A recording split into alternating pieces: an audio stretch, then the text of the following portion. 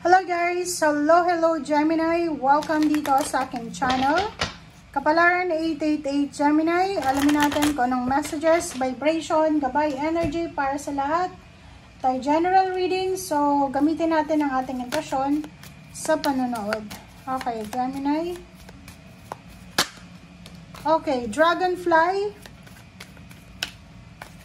Oops, dalawa pa siya. New beginnings and Dove. Gemini, tingnan natin.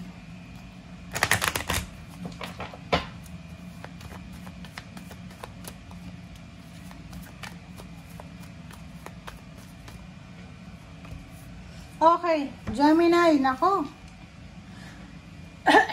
So, kung makikita mo dito, Gemini, isa kang Gemini na masyado kang nag-aalala sa kapamilya mo na may edad na.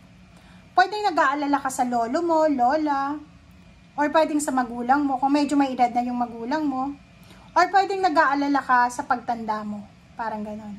Or pwedeng isang may edad ng lalaki ang inaalala mo. Pwedeng yung iba sa inyo, masyadong namumroblema sa taong ito. Paki-comment sa comment section. Okay, next card natin is Change. So, it's number 9, near to completion. Sinasabi sa'yo dito, Gemini, ng barahang to, na ihanda mo ang sarili mo para sa pagbabago. So, kung ikaw ay nagbabalak ng relocation, nagbabalak ka ng travel, etong barahang ito ay nagsasabi sa'yo na brace yourself, prepare yourself para sa new beginnings. Magpaka na ng mga gamit mo, magpaka na ng mga kakailanganin mo, bagahe, dokumento, kasi tuloy na to, near to completion na to.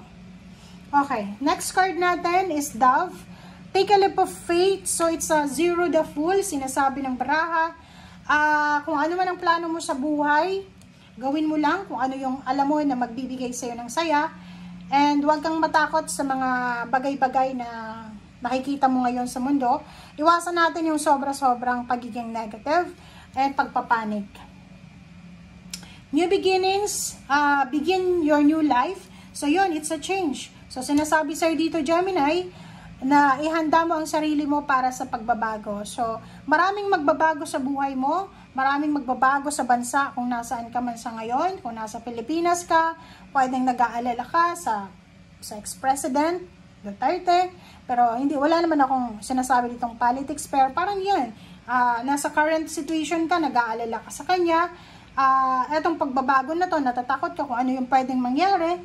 But dito sa take a leap of faith, sinasabi na go with the flow, huwag kang matakot, okay? Risky man yan, pero go with the flow lang tayo. And new beginnings, sinasabi ng baraha, begin your new life, okay?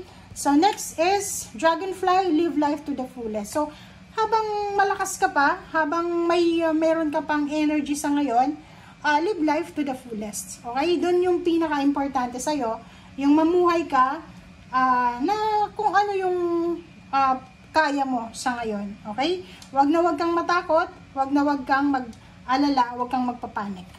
Okay, thank you. Ano pa ba?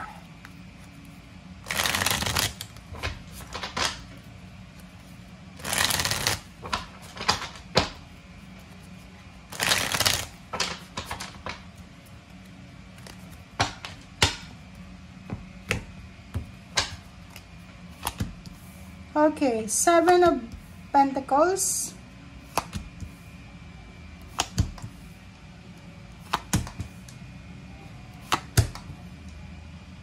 Okay, guys. So, tingnan mo yung 6 cards mo dito.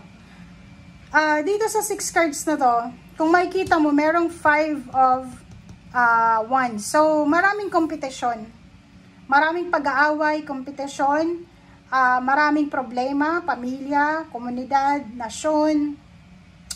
Pwedeng ikaw to, hindi ka makapag-desisyon. Maraming gumugulo sa isip mo. But, huwag kang mag-alala kasi sinasabi ng baraha na ano man ang pagsubok ng pinagdadaanan mo sa ngayon, ano man itong issue na nangyayari sa ngayon, matatapos at matatapos to. Magtatapos to eh. Walang continuous dito sa mundo, 'di ba? Ano man ang pagsubok, obstacles and challenges, matatapos din to. Okay? Dito naman sa mga fake news na to, mag-iingat kayo. Ito yung pinakaayaw ko sa lahat ng tarot. Etong page of swords. Kasi yung page of swords na to is masyado tong fake news. Chismosa, kunwari, traidor, parang ganun. So, mag-iingat ka dyan. Okay? Makinig tayo sa sinasabi ng ating intuition. Timbangin natin yung bawat sitwasyon. And nakikita ko sa'yo dito na may paparating sa'yo na mga offer, emotional offer, friendship, intimate relationship, mga reconciliation ang pwedeng mangyari. Pera, kung naghihintay ka ng pera, pwedeng parating na yung pera na hinihintay mo. Or kung kailangan mo ng pera, wala ka pang pera sa ngayon, expect mo na may mag-offer sa'yo na pwedeng pautangin ka. Okay.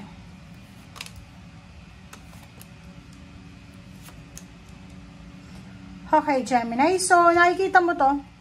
It's a Wheel of Fortune. So, sinasabi ng Wheel of Fortune na to na simula ngayong linggo, maraming magbabago sa buhay mo, Gemini. Maraming magbabago. Unexpected or expected happenings, unexpected twist of events, situation. Ihanda mo ang sarili mo dahil maraming magbabago sa buhay mo. Emotionally, nakikita ko sa'yo dito na pwedeng galing ka sa pain and heartaches. Marami kang pinagdaanan na pagsubok, marami kang pinagdaanan na problema, emosyonal, pamilya, relationship, katrabaho, environment, community, kapitbahay. Marami kang pinagdaanan. Maraming nanakit sa'yo, Gemini. But, sinasabi sir dito na simula ngayong linggong ito, nandito yung Wheel of Fortune, iikot yung Wheel of Fortune para bigyan ka ng pagkakataon na makapagsimula ulit ng bagong buhay, maging masaya ulit. Okay? King of Pentacles, nakikita ko sa'yo dito na may posibleng mag-offer sa'yo ng pera.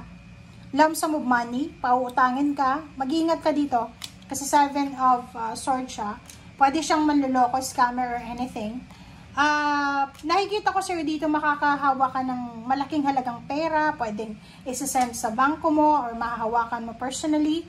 And dahil nakikita ko sa'yo dito na isa yun sa rason kung bakit aapaw yung cups mo. Kasi yung mga financial problems mo ay posibleng umikot siya ng 360 degrees and mabago yung takbo ng financial mo. Wow! Excitement! So nakikita ko na punong-puno ng excitement ang pakiramdam mo. Exciting yung linggong ito. Maraming nahang na plano, nahang na pera, nahang na pag-uusap, nahang na plano na mag-travel, magnegosyo, makipagkaibigan, relationship, or anything na nahang ay posibleng matuloy na. Kaya yun yung rason kung bakit ka excited. Emperor, nakikita ko yung sobrang strong yung personality mo sa linggong ito. Sobra kang courageous, sobra kang powerful, sobra kang stable and secure sa linggong ito. So yun, posibleng may relocation, may travel tayo dito na magaganap. Dalawa yung zero the full mo. Okay? Nandito yung zero the full, leap of faith. So, sinasabi na may magbabago sa buhay mo na posibleng magdala sa'yo ng power. Okay? Thank you guys for watching. Bye!